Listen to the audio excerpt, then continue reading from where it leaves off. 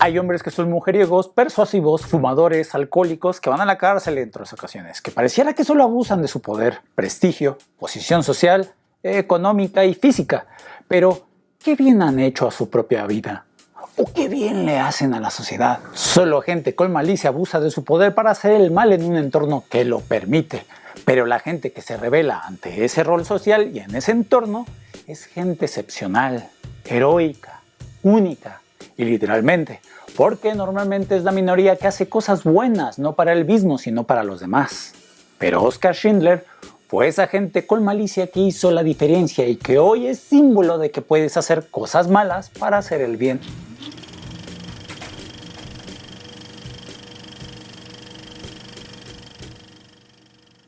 Desde 1993 tenemos un estímulo de inspiración en la película La lista de Schindler, donde sí podemos ver que sí han existido personas de esa clase en nuestra historia, y nos da cuenta que hacer un arca con animales humanos requiere lidiar de mucho papeleo. Para una película ya vista por todos, solo agregaré puntos esenciales para propósitos de este canal, de lo que es loable y meritorio de nuestro protagonista de hoy, Oskar Schindler.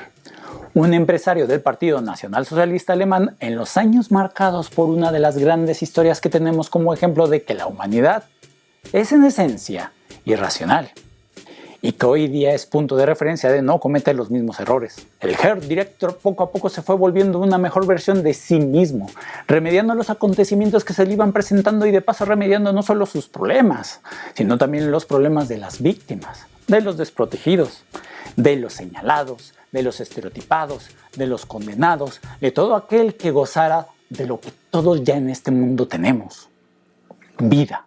Y es que en los años 40 que alguien utilizara los 6 principios de la persuasión de Robert Cialdini, muy distinguidamente sin todavía ser descritos por él, era algo a destacar, sobre todo como bien hemos dicho en otros videos.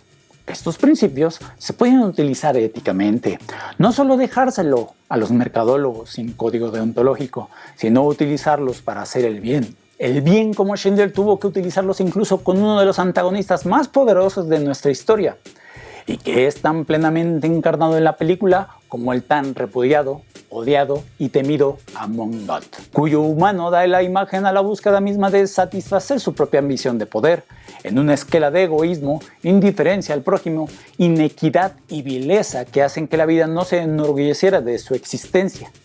El poder y la maldad en un mismo cuerpo. Ante eso mismo tenía que enfrentarse Schindler, en una lucha que supuestamente era sobre etnias. Se transformó esta lucha en una lucha de valores y principios e ideologías. Fueron 2 alemanes confrontándose diplomáticamente para que al final la rebeldía se antepusiera a la obediencia y tiranía de alguien que no apreciaba su propia vida. Una batalla difícil y difícil de ganar, porque era alguien que en verdad abusaba de su autoridad, de su poder.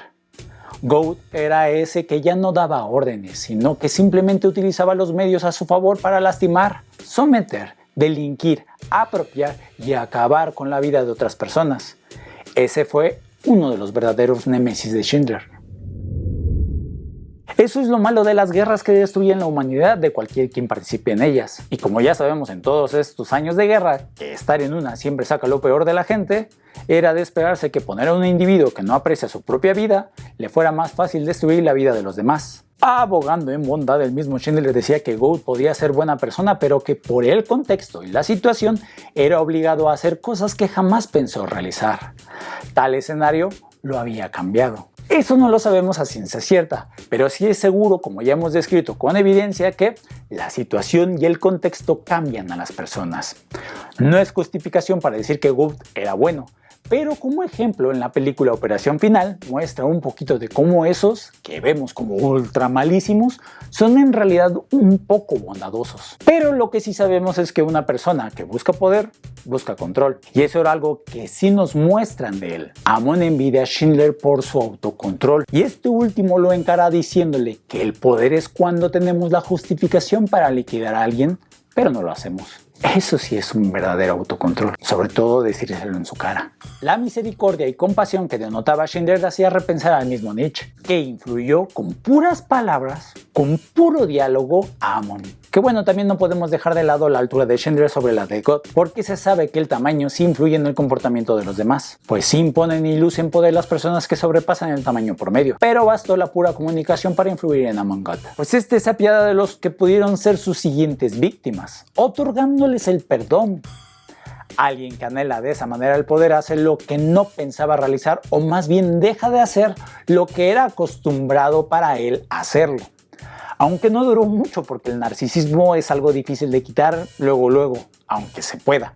Pero bueno, es un ejemplo de la importancia del contagio conductual, de Schindler influyendo a Amon Gott en la toma de decisiones, sobre todo el apiadarse al final de su judía preferida.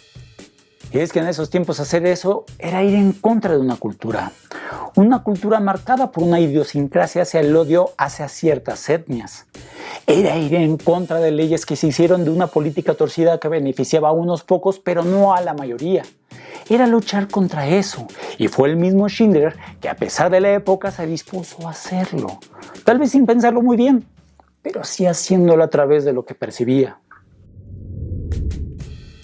Fue en contra de esas leyes, de esa ideología, de normas sociales que ya tenía su cultura en general, y eso lo hizo un rebelde sensato, porque utilizaba también esa ideología a su favor para beneficiar a quienes intentaba proteger. La rebeldía ante tal presión social de la guerra y la vida que transitaba en esos años en Schindler hace que podamos ver su desdén de enmendar su error.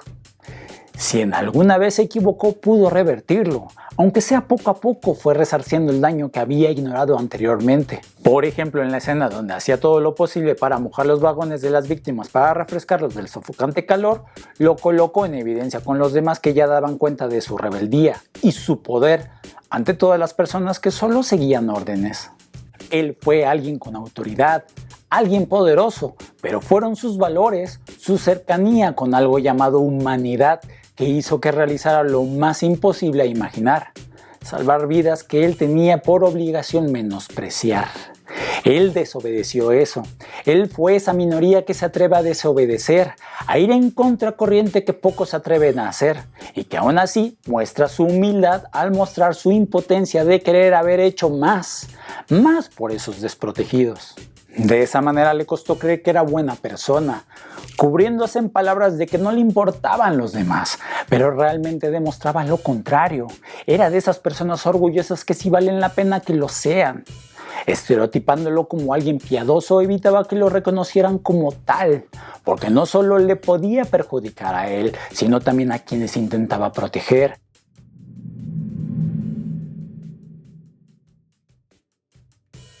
Algo bueno de su posición anterior como iniciante del Partido Nacional Socialista fue que no se vio sometido a la cercanía de las víctimas.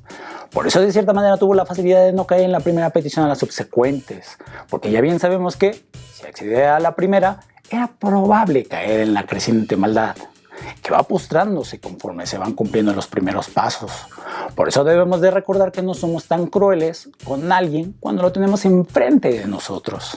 El estar también distanciado de sus semejantes, de sus homólogos, hizo que tuviera responsabilidad social, pues al no contagiarse conductualmente de lo que los demás de su jerarquía hacían, hizo en él que tuviera la oportunidad de desobedecer órdenes con cierta autoridad institucional. Aún así, con esta explicación no la tuvo tan fácil, porque ¿cómo combates a toda una idiosincrasia? ¿Cómo combates a una idea? Pero por eso repetimos que sí tuvo esos efectos liberadores de la influencia grupal.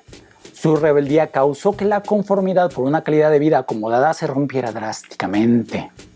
De esta manera, si se reduce la unanimidad, basta con que alguien difiera de la mayoría para que se disipe la autoridad en los demás y así la obediencia. Eso queda plasmado en una de las últimas escenas, cuando les habla a sus judíos y oficiales de que la guerra había terminado en una verdadera trampa social, donde les expresa sutilmente lo que debe de hacer en un pronto plazo, por lo que hizo a lo largo de su redención con los más vulnerables. En esos agradecimientos a la vida pareciera que sus heurísticas entrenadas hacían mella en la toma de decisiones de los demás, porque nos demuestra que Schindler tenía la habilidad y el conocimiento suficiente para tomar decisiones, incluso en momentos de crisis, para que alguien más no decidiera por él. Y si esto no es bondad, no sé qué más puedo hacer.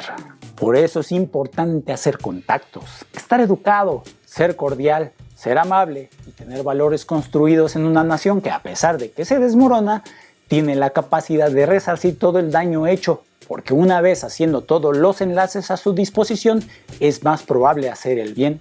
Y en una situación que impulsa la presión social a hacer algo de lo que no es necesario hacer, es obligatorio resistirse, porque sabemos que somos susceptibles a esas presiones. Ya dimos cuenta que la presión social provoca que las personas más normales, comunes y corrientes se comporten de manera normal. Y es difícil hacer el bien incluso con una clara buena intencionalidad, pero es más gratificante y se puede vivir en paz al hacerlo. Por eso es de congratular, reconocer y recordar a personas que, como Schindler, hicieron el bien ante malas situaciones. Pues en nuestra historia, y hablados por la ciencia, la maldad no necesita de personas con psicopatologías.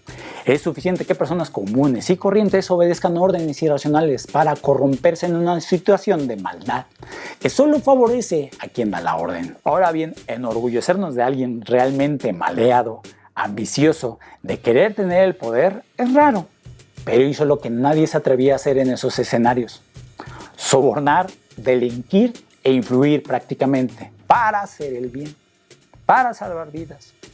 No a todas, pero sí a todas las que pudo. Y aún así, con el hubiese descarado, se somete a la autocrítica en esa escena final, pensando que no fue suficiente lo que hizo, que pudo haber salvado a más vidas transmitiéndonos su impotencia de creer que no lo dio todo, opacando a todo aquel que idolatra a los empresarios como el lobo de Wall Street. Con esto referido, das a entender que utilizas la maldad para hacer el bien. Pero hoy, gracias a ese legado convertido en película de culto, nos demuestra un código moral a seguir.